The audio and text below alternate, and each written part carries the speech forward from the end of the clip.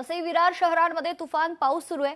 नालासोपारा वसई विरार मधील रस्त्याला नदीचं स्वरूप आलंय, त्यामुळे नागरिकांना कामावर जाण्यासाठी आता मोठा त्रास सहन करावा लागतो। याचा आढावा घेतला लोकशाही मराठीचे प्रतिनिधी महेश गोहिल यांनी। पाहूया।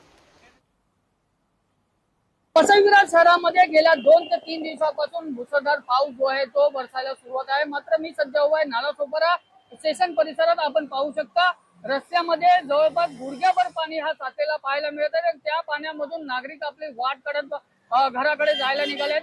मात्र ह्या स्टेशन परिसर असो, या टाकी रोड असो, या विजयनगर असो, या पूर्ण अकोला परिसर असो, हा पूर्णपणे रस्ता जो आहे तो जलमय पाहायला मिळत आहे।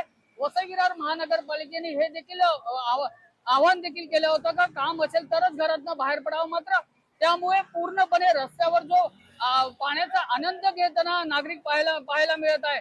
दुचाकी असो या 4 चाकी असो, हे पाण्याचा वाट काढत पाहायला मिळत आहे। मात्र त्या देखील बंद पडायची शक्यता वरती झाली आहे। वारंवार महानगरपालिकेने आवाहन देखील केले आहे की कुठले आपत्कालीन काही त्रास असेल तर त्या महानगरपालिकेने तत्काळ माहिती द्यावी आणि त्यामुळे नागरिक पूर्णपणे ह्या पाण्यामध्ये त्रास सहन करावा लागत आहे। आणि ह्या नालासोपारा परिसरामध्ये पोलीस देखील ह्या पूर्णपणे नागरिकांना आपल्याला मदत करताना पाहायला मिळत आहे। त्यामुळे स्टेशन परिसरातनं जे घराकडे जाणारा रस्ता आहे हा पूर्ण जलमय पाहायला मिळत आहे। महेश गोहिल, लोकशाही मराठी, नालासोपारा।